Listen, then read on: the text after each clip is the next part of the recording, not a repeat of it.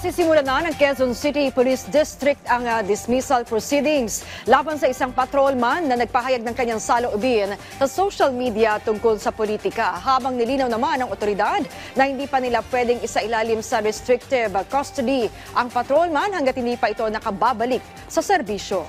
Yan ang ulat ni Ryan Lesiges. We will never tolerate any breach of our duty to stay apolitical, and we will serve with honor. Rest assured that accountability and public trust remain our top priority. Agad sisimula ng Quezon City Police District o QCPD ang dismissal proceedings laban kay Patrolman Francis Steve Fontillas. Ito ay kung tuluyang hindi na nito asikasuhin ang kanyang pagbabalik serbisyo. March 5 nang mag-file ng emergency leave si Fontillas mula March 6 hanggang 19. Hindi ito inaprobahan pero itinuloy pa rin ito ang kanyang leave dahilan para ideklara siyang AWOL. Yung pong sinasabi natin na magtutuloy-tuloy yung kanyang AWOL case, that will tantamount to a grave offense.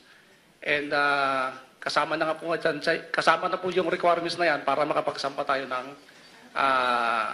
summary hearing proceedings sa kanya, administrative case, para ma-dismiss po siya sa serbisyo. March 11, inilipat na siya sa DMDU ng QCPD.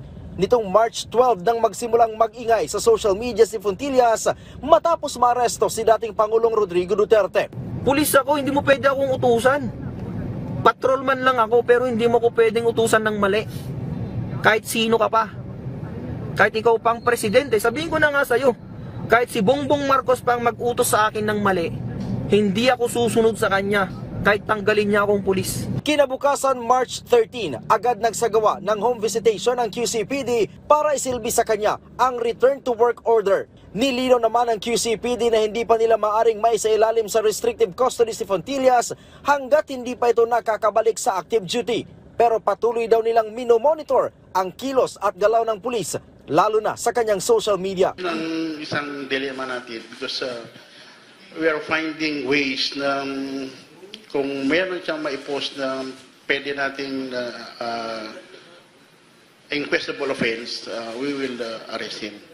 So yung mga previous statement na previous na niya was done way before. So hindi saklaw dun sa reglementary period na pwede namin siya inquest. That's why we have filed regular filing dun sa inciting to sedition. Si Fontillas ay sinampahan ng PNP ng kasong inciting to sedition. Mahigpit kasing ipinagbabawal sa mga pulis ang magpahayag ng kanilang saloobin sa social media, lalo na kung ito ay tungkol sa politika. Bukod dito ay 5 administrative cases pa ang naisampahan ng QCPD laban sa pulis taong 2023 nang makitaan ng pulis ng erratic behavior at mood swing kaya't isinilalim ito sa medication.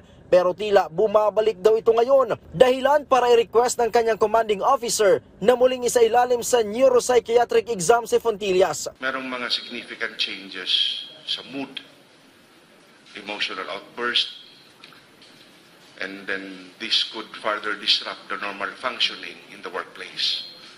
So ito po yung nag-compel sa office yung kanyang commanding officer to request for neuropsychiatric examination. Ang problema, hindi daw ito nagpasailalim sa pagsusuri. Ang sabi niya, alam ko na tong exam na to. Paulit-ulit ko na tong kinukuha na to. Alam ko na nga ang mga nakasaad dito. Sa pahayag ginit din ni PNP Chief Police General Romel Francisco Marbil na walang lugar ang political bias sa pambansang pulisya at hindi maaring magamit ang organisasyon sa personal o political agenda.